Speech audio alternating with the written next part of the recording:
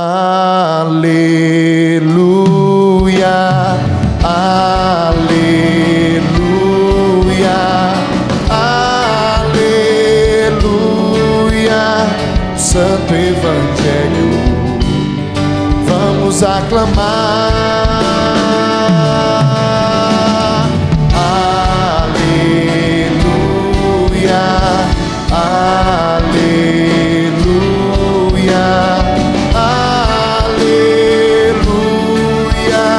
Santo Evangelho, vamos aclamar.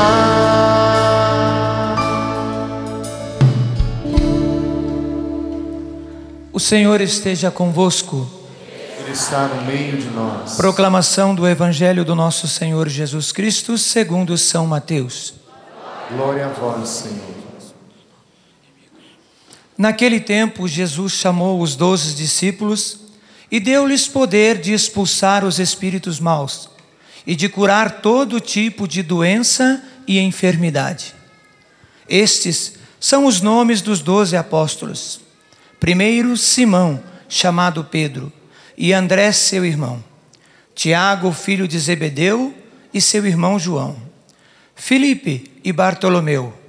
Tomé e Mateus, o cobrador de impostos. Tiago, filho de Alfeu, e Tadeu. Simão, o zelota, e Judas Iscariotes, que foi o traidor de Jesus. Jesus enviou estes 12, com as seguintes recomendações: não deveis ir aonde moram os pagãos, nem entrar nas cidades dos samaritanos. Ide antes às ovelhas perdidas da casa de Israel. Em vosso caminho anunciai: o reino dos céus está próximo. Palavra da salvação.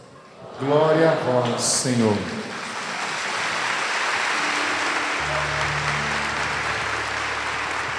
Vamos nos sentando e cantando. Inunda meu ser, inunda meu ser, inunda meu ser, inunda meu ser. Com a mão no coração, cante. Inunda meu ser,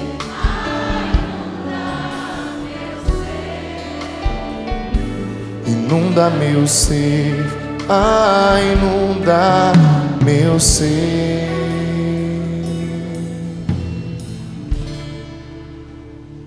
Meus amados irmãos, minhas amadas irmãs em Cristo Jesus, nessa 14ª semana do tempo comum, nós estamos dando essa sequência nos textos bíblicos do livro do Gênesis, mas também na leitura do Santo Evangelho. E é muito interessante como que os nossos olhos se enchem quando nós somos testemunhas do poder de Deus. O Evangelho de domingo, quando nós iniciamos essa semana litúrgica, trazia a grande empolgação, o grande entusiasmo que os apóstolos chegaram diante de Jesus, depois de terem saído em missão. Também os outros escolhidos, 72, Jesus havia escolhido 72, e dado a eles autoridade, eles levavam a presença de Jesus, e no retorno, eles começaram a contar: nós expulsamos os demônios em seu nome, nós curamos os doentes, e começaram a testemunhar euforicamente tudo aquilo que havia acontecido através deles, pelo poder do nome de Jesus. E parece que Jesus joga um balde de água fria. Nossa, mas vocês estão felizes porque expulsaram os demônios? Nossa, mas vocês estão felizes porque vocês curaram em meu nome? Alegrai-vos porque, por um motivo, porque o vosso nome está escrito no céu. Veja como que Jesus tira o foco daquela euforia, porque depois Jesus vai fazer um ensinamento: nem todo que me diz Senhor, Senhor, entrará no reino dos céus, mas aquele que faz a vontade do meu Pai que está. Mas Senhor, nós curamos em seu nome. Mas não foi em seu nome que nós profetizamos e expulsamos os demônios? Disse Jesus, e eu direi: eu nem vos conheço. Mas alegrai-vos, disse Jesus no Evangelho de domingo, alegrai-vos, porque o vosso nome está escrito nos céus. Diga para quem está do seu lado: se alegre. O seu nome está escrito no reino dos céus, no livro da vida. Diga para quem está do seu lado: se alegre. O seu nome está escrito no reino dos céus, no livro da vida. Aplauda essa certeza que nós precisamos trazer no nosso coração e que precisa nos entusiasmar. Precisa nos entusiasmar. Nós precisamos compreender a nossa pertença a Deus e a escolha. Deus nos escolhe, assim como o Evangelho de hoje mostra e dá o nome daqueles que Ele escolheu para estar perto deles. Eu preciso dizer para você que nós somos escolhidos. Você é escolhido. Existe uma marca, existe uma escolha, existe uma eleição. Todos nós fomos chamados para fazer parte. Todos nós fomos escolhidos para fazer parte. A resposta a esse chamado, a escolha, vai depender muito de nós, porque todos foram chamados. Mas em outro texto, Jesus vai dizer: poucos são os escolhidos. Poucos fizeram a escolha de seguir esse chamado. Poucos fizeram a escolha de optar. Hoje a primeira leitura traz algo impressionante: o cumprimento de um sonho, que foi motivação para uma grande desgraça na vida de uma família. José tinha tido, José do Egito, diz o texto bíblico do livro do Gênesis, lá no capítulo 37, que o pai de José tinha um carinho especial por ele, e tinha feito uma túnica diferenciada para ele, uma túnica real, de mangas compridas, de detalhes, que os irmãos não tinham. E a partir dali os irmãos já começaram a criar um certo ciúme de José. E depois José teve 2 sonhos, que 11 eles estavam no meio do trigo, e 11 feixes de trigo se dobraram diante de um. E ele contou inocentemente para o pai e para os irmãos. Os irmãos já começaram a ficar ali, irritados, enciumados. Depois José teve um sonho de um sol, uma lua e 11 estrelas que se dobravam também diante de uma. Até o pai naquele momento falou assim: mas José, você está dizendo que nós vamos nos dobrar diante de você? Mas ali começou a ser gerado um ciúme da escolha. Como nós temos em nós uma tendência a ter ciúme da escolha de Deus na vida do outro. Não é verdade? Do sucesso do outro, da prosperidade do outro, daquilo que Deus deu para o outro e não deu para mim. Você imagina se eu ficasse morrendo de ciúme da voz do padre Fábio de Mello que canta? Eu não canto. Eu não ia andar, ficar com ciúme. Louvado seja Deus, porque Deus deu o dom para ele. Imagina se eu ficasse com ciúme de um irmão de comunidade, de alguém que tenha recebido de Deus algo. Não. Mas olha a tragédia que o ciúme pode provocar: destruição. O pai manda José ir até o campo onde os irmãos estavam, e quando eles o avistam de longe, eles começam a tramar: vamos matar o nosso irmão. Vamos ver onde vai esse sonho que ele teve. O motivo era o sonho. O maior motivo era o sonho. Vamos matá-lo. Mas o irmão mais velho, Rubem, disse: não, ele é sangue do nosso sangue. Nós não podemos sujar a nossa mão com o sangue do nosso irmão. Vamos destruí-lo. O espírito de destruição, que muitas vezes vem, seminaristas, em nós, olhando o ministério de um outro irmão nosso, padre, quando vocês forem padre, olhando para o dom que Deus deu para aquele padre que talvez você não vai ter, mas você vai ter o que Deus te deu. Mas o ministério do seu irmão também é seu. Eu mandava um Twitter para o padre Arlon na sexta-feira, dizendo para ele: que alegria, meu irmão, te ver pregar e ver que o seu dom não é o meu, mas o seu dom também é meu, porque nós somos igreja, nós somos irmãos, nós somos membros dessa comunidade, nós nos alegramos pelo dom que nós recebemos de Deus. Eu não sei pregar como o padre Fabrício prega. Eu não tenho a mente do padre Fabrício de criar, de pegar a palavra e entrar na palavra. Eu não sei, mas meu Deus, como eu vibro, como eu me alegro com o jeito do padre José Augusto de pregar, como eu vibro com os meus irmãos. Mas a tentação do padre Edmilson de rezar, de conduzir, de pregar, eu não consigo pregar igual o padre Edmilson. Às vezes eu fico meio preso no papel. Se eu não preparar, se eu não trouxer um papel, eu fico meio perdido.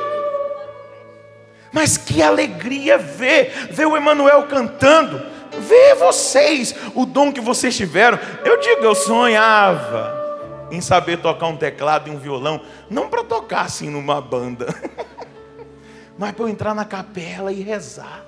Porque eu acho que ajuda, a música ajuda a gente a rezar, a adorar a Deus. Eu tentei, mas meu dedo é muito duro, não consegui. Mas louvado seja Deus, olha que solo maravilhoso. Vamos aplaudir o solo dele. Que solo maravilhoso. Eu não consigo, mas outro consegue. E o bonito da nossa igreja é que nós nos completamos. Nós somos um, nós não somos inimigos, nós somos irmãos. Nós somos irmãos uns dos outros. Nós carismáticos, os outros movimentos. Essa é a beleza da igreja católica. Nós não estamos competindo. Mas veja, nós podemos cair na tentação muito grande de competirmos entre nós. E aí, o que eles fizeram? Mataram José? Não, venderam José como escravo.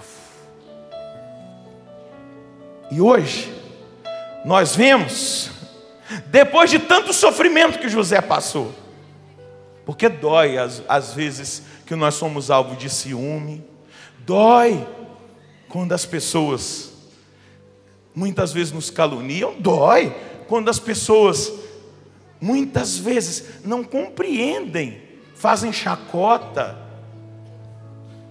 Eu sei o que eu passei para eu continuar sendo carismático. Só eu sei o que eu passei. Hoje não dói mais, porque o couro vai ficando duro, vai virando casco de tartaruga. Mas eu já sofri muito para chegar até aqui. Já fui humilhado, caluniado, perseguido. Louvado seja Deus por isso. José passou pela humilhação de ser vendido como escravo, de andar naquele deserto, mas José era autêntico. José era original. E a originalidade, a autenticidade, a coerência de vida vem a partir da intimidade com Deus. José sabia que Deus não ia voltar atrás. Deus havia feito uma promessa. Ele era coerente com a promessa, ele era coerente com a palavra, ele era coerente com a intimidade dele com Deus. Foi lá trabalhar para Potifar, aquele oficial lá do faraó. A mulher se apaixonou por ele, a mulher do dono dele lá, do patrão, e ficava todo dia tentando José. Mas José era coerente, José era autêntico, José era original, José tinha autenticidade. José poderia ter, desculpa, vou usar um termo que o pessoal fala aí, pegado aquela mulher lá, escondido, ninguém ia saber, e ele ia satisfazer o desejo dele da carne, ia colocar um par de galhos no patrão dele, e ninguém ia saber. Mas existia uma promessa, uma coerência que ele precisava ter com Deus. Ele precisava ter coerência, ser autêntico, original. E ele resistiu e ela tentou. Ele resistiu, ela tentou. Ele resistiu, ela tentou. Um dia ele entrou dentro da casa para pegar uma situação, ela o agarrou. E ele disse não. Ele saiu correndo, ela pegou o manto que ele estava coberto e começou a gritar que ele tinha entrado naquela casa e tentado estuprá-la. E aí José foi preso. Ficou 2 anos, ou melhor, muito mais. Muito mais. Mas ali, coerente, vivendo a autenticidade, a coerência, a fé, a experiência com Deus. José não negou a Deus. Não existe uma palavra. Olha só, a história de José vai do capítulo 37 até o 50. Então, 13 capítulos da Bíblia só sobre a história de um homem fiel a Deus, coerente, autêntico. Veja, e aí José está lá. O chefe da padaria do faraó teve um problema lá junto com o copeiro, cometeu um erro grave contra o patrão, e os 2 foram presos, mas ameaçados de morte. Eles tiveram um sonho.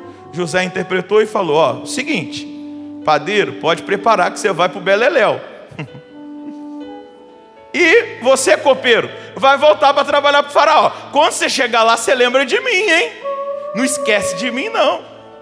É mais ou menos igual nós, né? Quando a gente precisa de alguma coisa de Deus, a gente corre atrás. Deus fez, some. Já viu gente assim? Aqui, ó. Gente, quando precisa, vai lá, ajoelha, faz cerco, ora, clama, chora, se prostra. Depois esquece um pouco de Deus. Sabe quanto tempo que o copeiro esqueceu de José? 2 aninhos só. Você imagina José 2 anos lá, fiel a Deus, coerente, autêntico, esperando o cumprimento da promessa de Deus. Eu estou dizendo de José, mas você já pode olhar para Cristo, o Cristo do Evangelho, e olhar a originalidade, a autenticidade do Filho de Deus, a coerência com o chamado e com a missão a qual ele havia sido enviado: salvar a humanidade, operar milagres, prodígios, sinais, como está escrito ali, que ele fez. Ensinar com autoridade e com a coerência de vida, questiona por si mesma. E questionar, ele questionava os fariseus, ele questionava os doutores da lei, ele questionava os sumos sacerdotes, ele questionava os escribas, porque Jesus era autêntico, Jesus era autenticamente fiel ao projeto do Pai, como José foi. E olha, Deus coloca José num lugar de honra, e José se torna o salvador dos seus irmãos. Você não pensa que José estava fazendo um castigo ali, deixar eles presos 3 dias, não? José queria ver o irmão mais novo, Benjamim, que era filho da mesma mãe. Mas quando ele escuta os irmãos dizendo: nós estamos pagando pelo que nós fizemos com o nosso irmão, eles não sabiam que era José, e eles nem sabiam que aquele homem entendia a língua deles. Nós estamos pagando. E Rubem até fala, né? Eu disse que a gente não podia fazer nada de mal com ele. Mas veja, eles estavam caindo na consciência de que eles não tinham sido autênticos, de que eles não tinham sido coerentes. E a consciência do juízo, eles estavam recebendo um juízo humano na cabeça deles, que não era isso. A palavra até diz que José sai e chora. José chora, dói no coração dele escutar aquilo. Eles estavam ali com a consciência deles, achando que eles estavam recebendo um juízo, uma condenação humana. Mas será que eu e você ainda não pensamos que um dia nós também vamos ser julgados? Se nós estamos sendo coerentes ou não com o nosso chamado universal à santidade, que nós vamos ser julgados se nós estamos sendo coerentes com o chamado que Deus nos fez, se nós estamos sendo autênticos. Será que nós somos autênticos ou nós somos uma farsa? Será que nós somos como no Facebook, no Twitter, vivemos uma vida como se fosse um perfil falso, uma vida de aparência? Ou nós realmente somos coerentes com o chamado, com o cristianismo, com a nossa vocação? Quero pedir licença e dizer para você o que o Papa Francisco disse para os seminaristas no sábado. Para sermos testemunhas do Evangelho, é necessário sermos autênticos, coerentes. E esta é uma outra palavra que eu gostaria de dizer para vocês. Seminaristas, aproveitem. É para vocês, mas eu estou pegando para todos nós. Para nós consagrados, para vocês que consagram a vida de vocês ao serviço da igreja, para você consagrado pelo batismo, para nós cristãos. O Papa Francisco vai dizer, e esta é uma outra palavra que eu gostaria de dizer para vocês, autenticidade. Jesus falava tanto contra os hipócritas. Hipócritas são os que pensam sorrateiramente, aqueles que têm para dizer, para dizer claramente, dupla face. Na igreja é um santo, fora da igreja, dentro de casa, no trabalho, dupla face. E esse é o hipócrita. Veja que palavra. E o Papa continua, falar de autenticidade aos jovens, porque ele estava se referindo aos seminaristas e às noviças, candidatas à vida religiosa. Falar de autenticidade aos jovens não custa, porque os jovens, todos, têm essa vontade de serem autênticos, de serem coerentes. E a todos vocês desgosta quando vocês encontram em nós sacerdotes, diz o Papa, em nós sacerdotes que não são autênticos, nos consagrados que não são autênticos, nos membros de igreja que não são autênticos, desgosta vocês. E ele continua, depois ele se refere aos formadores e fala, vocês querem seminaristas coerentes? Sejam coerentes. Vocês querem, deixa eu dizer para os coordenadores, membros do seu grupo coerentes, sejam coerentes. Aos consagrados coerentes, a liderança tem que ser coerente. Se não for, desgosta, tira o sabor, tira o brilho, tira essa originalidade que nós precisamos. E o Papa continua, sejamos nós coerentes, se nós queremos jovens coerentes. Ao contrário, o Senhor nos dirá o mesmo que dizia dos fariseus ao povo de Deus: façam aquilo que eles dizem, mas não aquilo que eles fazem. Coerência, ele fala assim, né? Coerência e autenticidade. Mas vocês também, ao vosso redor, procurem ser este caminho. Eu digo sempre aquilo que afirmava São Francisco de Assis: Cristo nos envia a anunciar o Evangelho também com a palavra. Escuta, Cristo nos envia a anunciar o Evangelho também com a palavra. E aí vai continuar o Francisco. A frase é assim: anuncie o Evangelho sempre, e se for necessário, também com as palavras. A frase de São Francisco de Assis.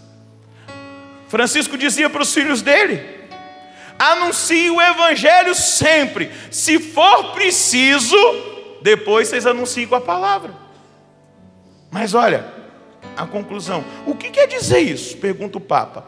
Anunciar o Evangelho com a autenticidade de vida, com a coerência de vida. Devemos ser autênticos em tudo, coerentes em tudo, porque neste caminho fazemos aquilo que disse São Francisco. Preguemos o Evangelho como exemplo, depois com as palavras. Mas antes de tudo, é na nossa vida que os outros devem ler o Evangelho. Eu pergunto, Deus tem realmente trabalhado em nós, em você, em mim, em vocês, em você, padre, em cada um de nós, em você que veio para essa missa, você que me acompanha de casa, as pessoas lá fora conseguem ler o Evangelho na nossa vida? Nós estamos sendo autênticos ou nós somos uma farsa?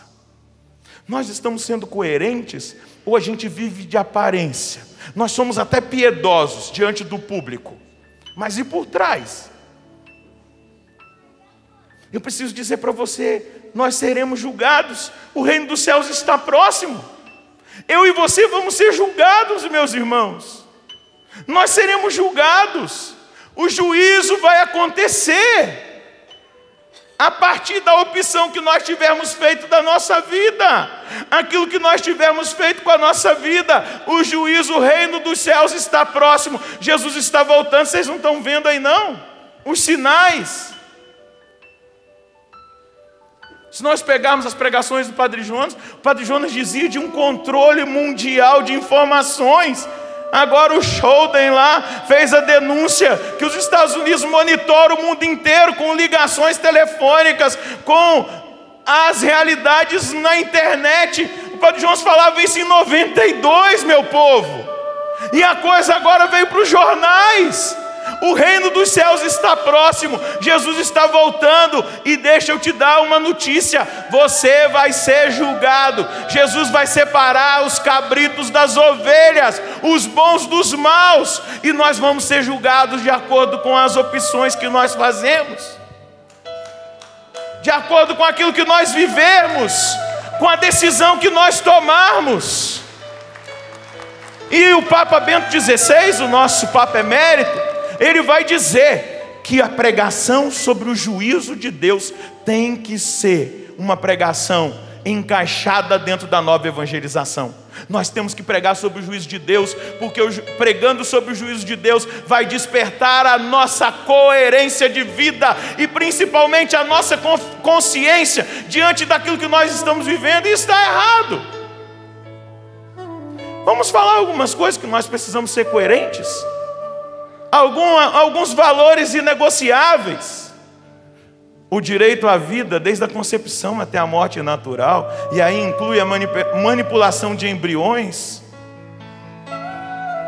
O direito de educação dos filhos sem interferência do Estado. Estão aí querendo aprovar a lei da palmada, onde o Estado interfere diretamente dentro de casa na educação que um pai e uma mãe dá para o seu filho e para a sua filha. Não estou dizendo que você tem que espancar o seu filho, mas as boas palmadas que a minha mãe me deu serviu muito.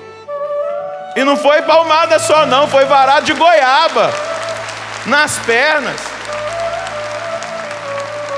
Serviu porque me ensinou. Não estou dizendo que você tem que espancar, dar soco na boca, dar soco na cabeça, deixar hematoma no corpo de ninguém, mas por favor, valores inegociáveis. O matrimônio entre um homem e uma mulher, como sacramento, valores inegociáveis. Coerência. Desculpa ser tão sincero com você. Se você não tem coerência diante desses valores inegociáveis, é aí que você vai ser julgado como cristão. Porque você foi para o lado da maioria e não ficou do lado de Deus quando você tinha que ficar, do lado da lei de Deus, do lado da lei, da Sagrada Escritura. Está vendo como pouca gente aplaude? É assim mesmo. Porque nós não estamos sendo coerentes. A gente está de acordo com o governo, a gente está de acordo com as empresas, a gente está de acordo com todo mundo. E não está sendo coerente com a palavra, com a doutrina. Eu preciso dizer, você médico, você vai ser julgado se você deixar de atender um pobre e deixá-lo morrer na fila de um hospital porque ele não tem dinheiro para te pagar. Você vai ser julgado. Senhora Presidente da República Federativa do Brasil, senhora Dilma Rousseff, a senhora vai ser julgada se a senhora não implantar a justiça no seu governo. Senhores senadores, senhores deputados, vocês vão ser julgados. Você é advogado que fica defendendo bandido, você sabe que está errado, você vai ser julgado pela sua opção. Você, professor, que não ensina o certo, que fica enrolando, preguiçoso, preguiçosa, você vai ser julgado. Nós, padres, bispos, eu, Padre Roger Luiz, vou ser julgado diante do meu ministério se eu não for fiel a Deus e se eu não for coerente com Ele. Pensem bem, queridos, pensem bem. Nós vamos ser julgados. O reino dos céus está próximo. Se Jesus não voltar na nossa geração, o juízo pessoal nós vamos passar. O universal vai chegar quando Ele voltar, e Ele reunir todo mundo, e o nosso pecado vai ser exposto para todo mundo. Uma vez eu estava no retiro com o Dom Rafael Cifuentes, ele dizia para nós padres: olha, aqueles pecados que a gente tem vergonha e esconde no dia do juízo final, vai ser gritado para todo mundo ouvir. Dom Rafael dizia: seja coerente. Eu falei da presidente, dos senadores, a gente até aplaude, né? A gente gosta. Mas e você, cara de pau?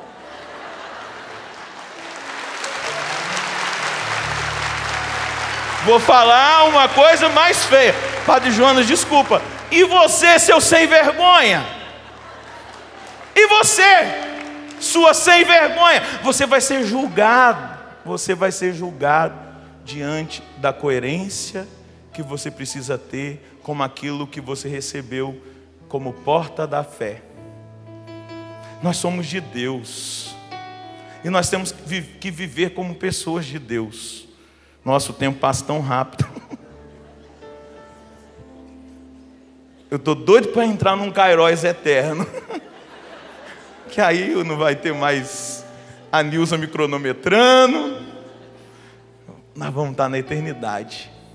Mas veja, Bento XVI, quando ele vai dizer dessa experiência que precisa acontecer na nova evangelização, de nós lembrarmos os cristãos católicos e todos os meus outros irmãos que eu sei que acompanham essa Eucaristia, os meus irmãos evangélicos, eu amo vocês, que bom que vocês assistem à missa do clube. Vamos aplaudir os irmãos evangélicos que estão assistindo. O Bento XVI diz que nós não pode faltar a nossa pregação, ou seja, a nossa pregação não pode ser light, tem que conter, dentro do conteúdo da nova evangelização, a pregação sobre o juízo final, sobre o juízo sobre o qual nós seremos submetidos, para que a nossa consciência despertada nos leve a viver nessa terra com os olhos no céu, mas não de uma maneira piedosa que nós achamos que tudo nessa terra é mal. Eu tropecei numa pedra, foi o diabo que colocou aquela pedra. Claro que não foi, você que estava sem atenção. O dedão ficou inchado por culpa sua. Presta atenção onde você está andando. Parece que tudo é mal. Nossa, aquela árvore ali, eu não fico debaixo dela não, porque deve ter um espírito maligno. Não é isso. Mas olha, Bento XVI vai dizer o seguinte: não é viver essa pieguice, essa coisa que não tem nada a ver com o cristianismo. Bento XVI, ele vai dizer o seguinte: vê-se, não é verdade que a fé na vida eterna torna insignificante a vida terrena?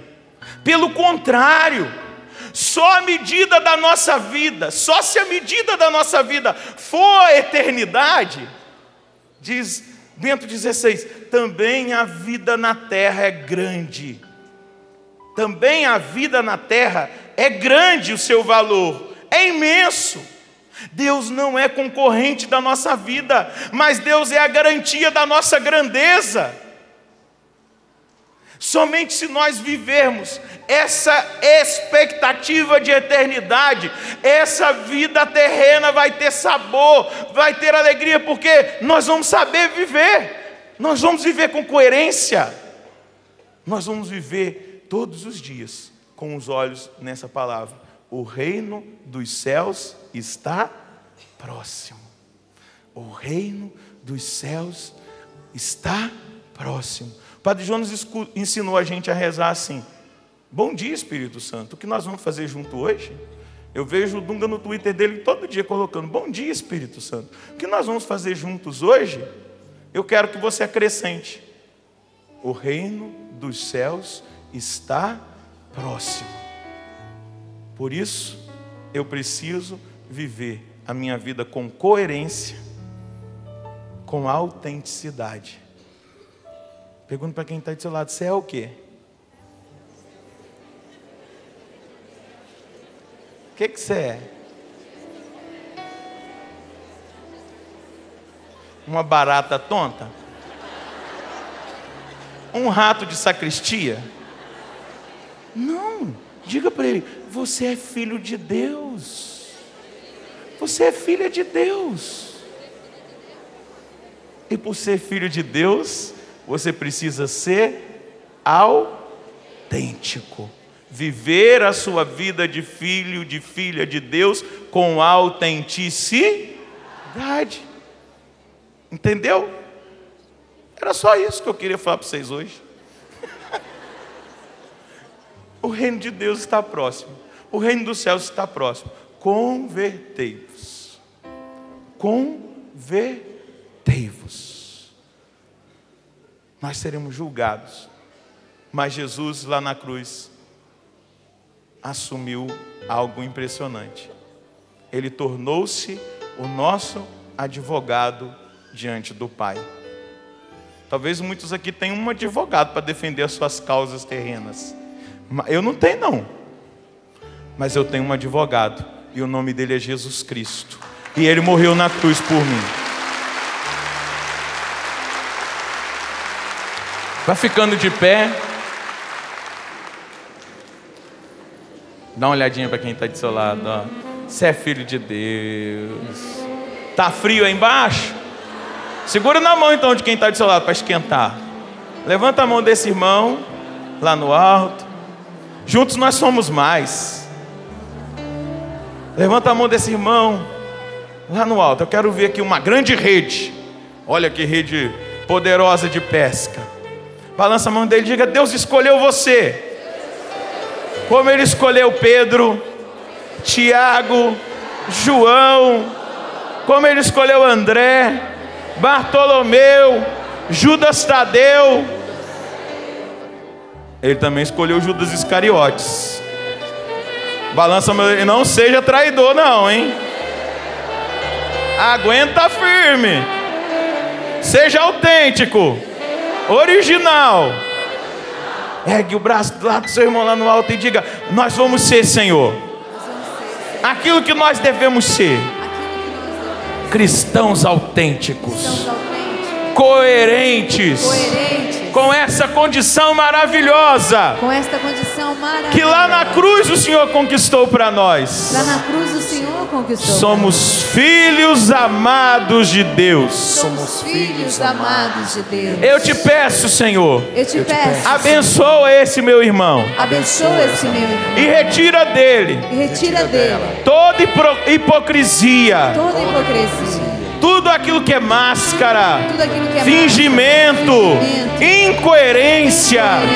Retira desse meu irmão, Senhor, Retira deste meu irmão, Senhor, a incapacidade a incapacidade de viver a coerência, de viver a coerência, a autenticidade, autenticidade, que como José do Egito, como José do Egito, passando pelas provas, Passando pelas pelas provas, decepções, pelas pelas dificuldades, esse irmão não abandone a promessa. Senhor, não abandone a promessa. Existe um céu que o espera, Existe um céu que o espera. e que ele viva aqui nessa terra com essa certeza da eternidade. Certeza da eternidade. Senhor, Senhor, eu te peço, te peço, nessa noite, nesta noite, abençoa abençoa a vida desse meu a irmão, vida deste meu a irmão, história desse meu a irmão, história deste meu para irmão, que ele seja coerente, para que ele seja coerente, autêntico, autêntico, e que as pessoas e que as pessoas enxerguem enxerguem nele o Evangelho, o Evangelho, leiam na vida dele leiam na vida dele o Evangelho, o Evangelho, tamanha coerência, tamanha coerência, que a partir dessa noite que a partir dessa noite esse irmão se decidiu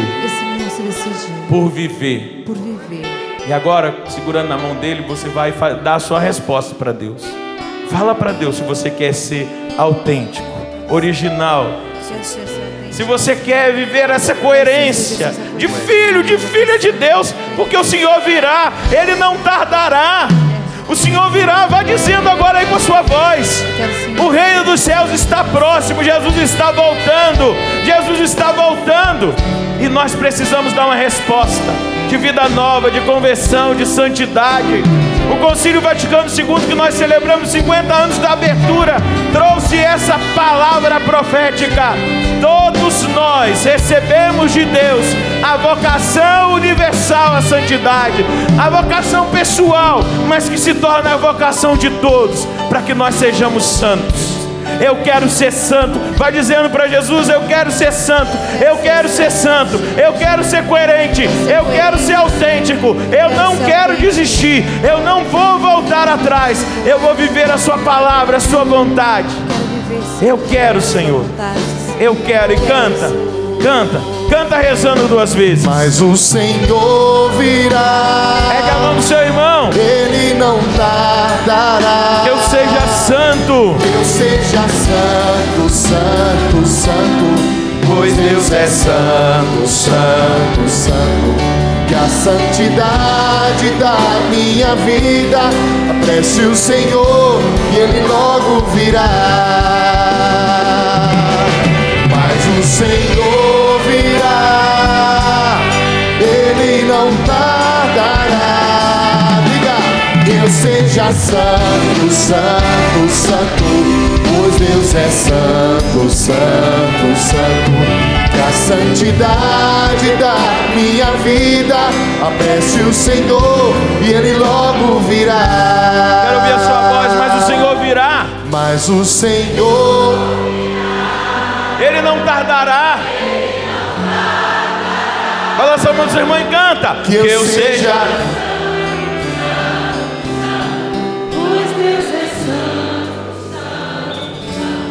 que a santidade apresse o Senhor. Ele logo virá. Juntos, força. Mas o Senhor virá, Ele não tardará. Declara: que eu seja santo, santo, santo, pois Deus é santo, santo, santo. Que a santidade da minha vida apresse o Senhor e Ele logo virá. E aplauda essa certeza de que o Senhor virá.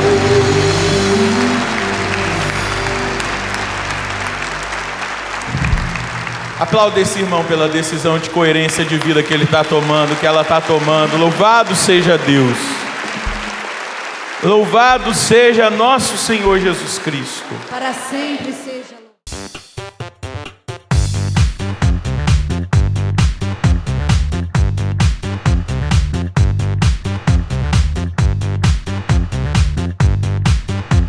CançãoNovaPlay.com. Assine já!